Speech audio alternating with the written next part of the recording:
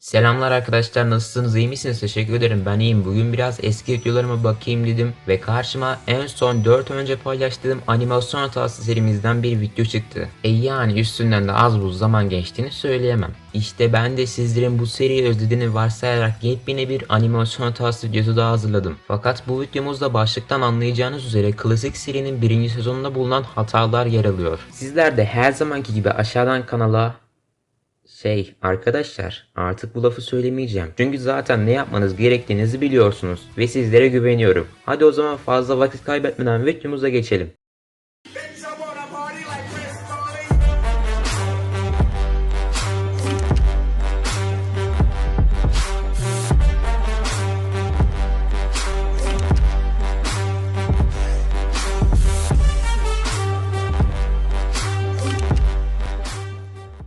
Çizgi dizimizin ilk hatası Benjamin Kirby Tennis'in okulda olduğu esnada gerçekleşiyor. Aslında okul çıkışına demek daha doğru olur. Okul zilinin çalmasıyla beraber Benjamin ayağa kalkıp çıkış kapısına yönelmesiyle ilk hatamız gerçekleşiyor. Hepimizin bildiği üzere Benjamin'in kıyafeti beyaz renge dayanıyor. Ekstra olarak iki kolunda, yakasında ve önünde az da olsa siyah renk bulunur. Lakin bu sahnede kısa bir süreliğine yakası beyaz renkte görünüyor. Ama sahnenin değişmesiyle birlikte bu hata düzeliyor. Normalde Omnitrix'i aktive etme düğmesi bir tane olacak şekilde olsa da büyük babasına ve kuzenine Omnitrix'i nasıl kullandığını gösterdiği sahnede Omnitrix'in aktive etme düğmesi her iki tarafta da gözüküyor. Bir de bu hatanın Omniverse'deki flashback sahnelerinde de sık sık gerçekleştiğini söyleyebilirim.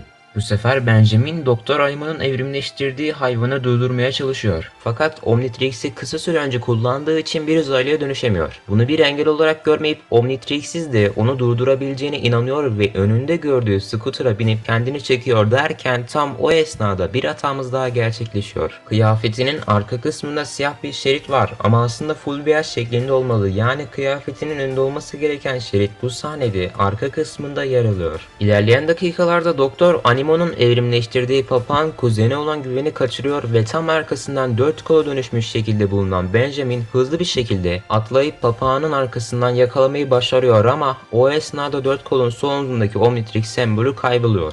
Bir başka bölümde serimizin 3 ana karakteri ilerlerken Benjamin ileride bir kova dolu salyangoz görüyor ve onlarla her zamanki gibi Güven'i korkutuyor. Ardından kovanın içinde salyangozları geri koyup önüne bırakıyor ama kısa süre sonra kova Benjamin'in arkasında duruyor. Aslında bu bölümü izleyen kişilerin birçoğu bu hatayı fark etmiştir. Yani en azından ben öyle düşünüyorum. Yüzen çene uzaylısına dönüşmüş Benjamin göl canavarının yumurtalarını kaçırdığı esnada yüzen çenenin kuyruğunun rengi çok kısa bir süreliğine beyaza dönüyor. Ayrıca normalde yeşil olması gerekirdi. Gölge hayalet uzaylısına dönüşmekte bulunan Benjamin gizlice bir amcamızı takip ediyor. Fakat aniden Omnitrix'in süresi bitiyor, böylelikle etrafa çok fazla kırmızı ışık yayıldığından amcamız bunu fark ediyor. Fark etmesiyle birlikte bir hata daha meydana gelip sağ elindeki saat gözümüzün önünde kayboluyor. Bu sefer teyzemiz ile amcalarımız Güven ile Benjamin'i arabayı tam fırlatacakları esnada bir hata daha meydana gelip Benjamin'in kolunda Omnitrix kayboluyor. Tıpkı videonun başlarına doğru bahsettiğim gibi bu hata da sık sık Omniverse serisinde meydana geliyor. Omniverse demişken sağ üstten Omniverse serisinin hatalardan bahsettiğim videoları da izlemeyi unutmayın arkadaşlar.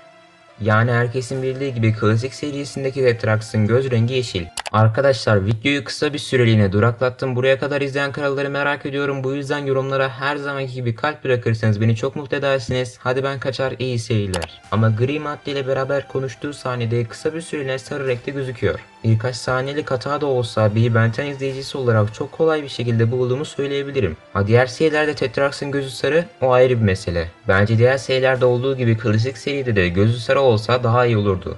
Bir başka bölümde Paslikova ile yolculuk ederlerken bir araba Paslikova'nın yanına yaklaşır, ardından Benjamin arabanın içinde bir çocuk görür ve ona dil çıkarır. Sahne Benjamin'e geri döner ama o esnada Omnitrix'teki siyah olması gereken yer beyaz renkte görünür.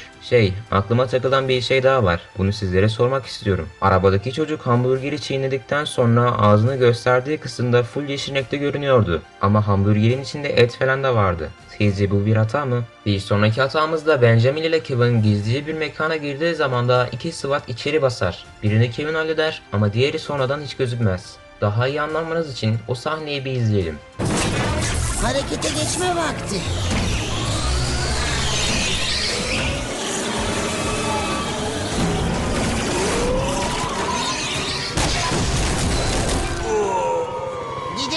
Büyük baba Max'in yaralanma sonucunda hastaneye gitmesi gerekir ve 4 gol formunda olan Benjamin güveni ve büyük babasını alır ve hızlı bir şekilde hastaneye gider. Durumu düzelip iyileştiğinde hastanenin önünde paslı kova durur. Acaba 10 yaşındaki olan Benjamin paslı kovayı sürüp hastaneye mi getirdi? Yani böyle bir olasılık imkansız değil ama olma olasılığı sıfır. Çünkü bölüm boyunca zamanı hastanede kötü adamları pataklamakla geçti.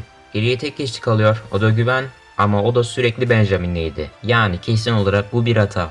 Paslı kovanın içindeyken Güven'le Benjamin'in konuştuğu sahnede sol üst taraftaki şanslı kızın maskesi gözüküyor. Fakat olması gereğinden çok daha soluk renkte, dediğime göre son hatamızdan da bahsetmiş bulunuyorum. Öncelikle beni buraya kadar izlediğiniz için teşekkürler. Daha fazla bu tarz videolar için takipte kalın, hoşça kalın.